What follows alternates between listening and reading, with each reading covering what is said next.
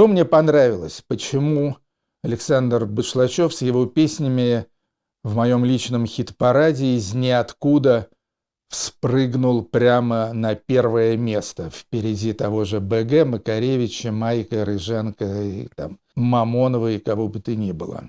Во-первых, конечно же, качество стихов. Стихи были у него абсолютно виртуозные. Прекрасная работа со словом. Стихи очень тонкие, очень смешные, при этом очень умные. Кстати, смеялся я, сползая по дивану, там вот были эти вот такие юмористическо-сатирические песни типа «Подвиг разведчика», «Слез симпозиум районных городов».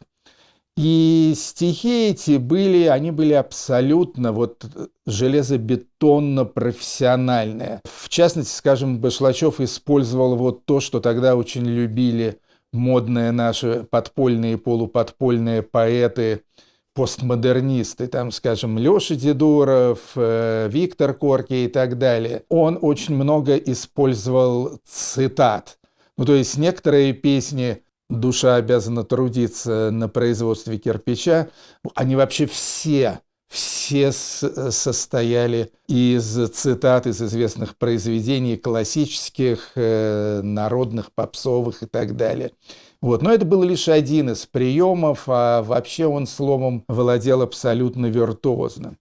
Во-вторых, конечно же, песни были хороши и в музыкальном отношении. Об этом редко говорят, то есть все, как правило, естественно, видят в Башлачеве в первую очередь поэта великого и гениального, но музыка, мелодичность его песен также были абсолютно на уровне. И в этом смысле я, скажем, считаю, что он превзошел своего кумира Владимира Высоцкого, у которого все-таки, как правило, песни были, ну, конечно, потрясающие, но это было умца-умца. У Башлачева были шикарные совершенно мелодические находки. Кстати говоря, вот я вспомнил как раз о бардах. Есть один такой популярный спор о Башлачеве, был ли он рокером или бардом. Во-первых, я считаю, что это в принципе не слишком важный вопрос. Потому что главное то, и с этим спорит мало кто, что он был великим, гениальным поэтом. Я считаю, что Башлачев был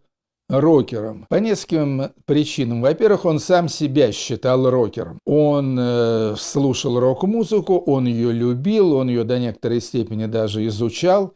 У него, скажем, дипломная работа в университете была про Джима Моррисона и группу Doors. Во-вторых, он по тусовке был рокером. Это тоже очень важно. Потому что очень часто бывает, что тусовка как бы определяет, позиционирует человека, а не человек примыкает к той или иной тусовке. Есть, скажем, некоторые барды, которые очень близки к рокерам, скажем, Тимур Шаов, даже в музыкальном отношении. Есть некоторые рокеры, которых не отличить от бардов. Там, скажем, Костя Никольский. И таких вообще довольно много, надо сказать. Но при этом по тусовке Шаов принадлежит к бардовской тусовке, ко всей этой, значит, поющейся поэзии, Грушинским фестивалям и так далее. Вот. А вот всякие эти рокеры, бард-рокеры, они принадлежат к рокерской тусовке с рок-фестивалями, электрогитарами, прочее, прочее. Вот Башлачев, при том, что играл на акустической гитаре, он, несомненно, принадлежал к рокерской тусовке.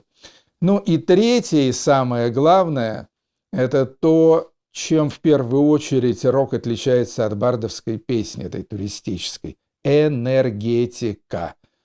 По вот этому энергетическому уровню, по этому запалу он, конечно, был абсолютным рокером. Никакой вот этой вот бардовской вялости и задумчивости у него и в помине не было. В этом смысле его можно было сравнить с единственным как бы бардом, хотя я его тоже бардом не считаю, это с Высоцким. Рокерство Башлачева не вызывало ни малейшего сомнения. Они приехали с Ленькой Парфеновым в Москву где-то примерно спустя месяц. Саша Башлачев жил у меня дома, но у меня квартира, в общем-то, была большая довольно. Леня жил в гостиницы Центрального телевидения, и тогда произошли, значит, первые квартирные концерты Башлачева. Я их организовал у всяких своих приятелей, поэтов, музыкантов и так далее.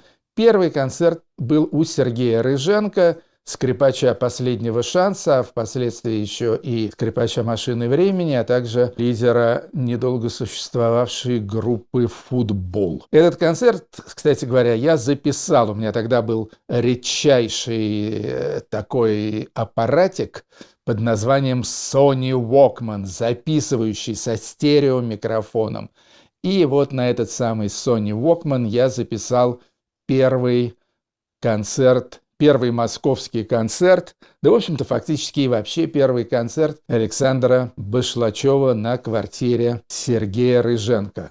Кстати говоря, этот концерт вышел на пластинке, по крайней мере, на компакт-диске. По-моему, Коврика с Гапеевым его выпустили. Это вообще единственная пластинка, которую я целиком от начала до конца записал. Приехав в Москву, Башлачев привез еще несколько потрясающих новых песен. В частности, песню «Лихо». Это вообще одна из любимейших его песен у меня. «Если б не терпели, по сей день бы пели, а сидели тихо, так разбудили лихо. Ветер продувает терема палаты, головой кивает хуй из-под заплаты». Гениальная совершенно песня, абсолютно просто вот про сегодняшнюю Россию один в один. И еще одну потрясающую песню он привез вот тогда же в конце 1984 года, свой первый московский тур.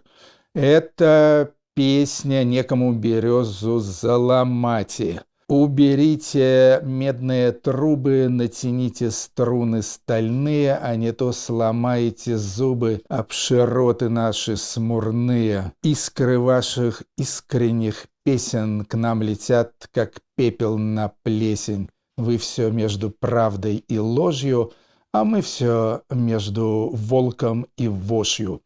Гениальная песня совершенно про как бы взаимоотношения русского и всяческого цивилизованного Запада. Ну и еще какие-то потрясающие песни он привез. Вот так вот завязалась наша дружба. Из Москвы он поехал в Питер, там тоже выступил, там он познакомился и подружился с Юрой Шевчуком. Ну и дальше потом вот так вот он жил такой кочевой бродячей жизнью.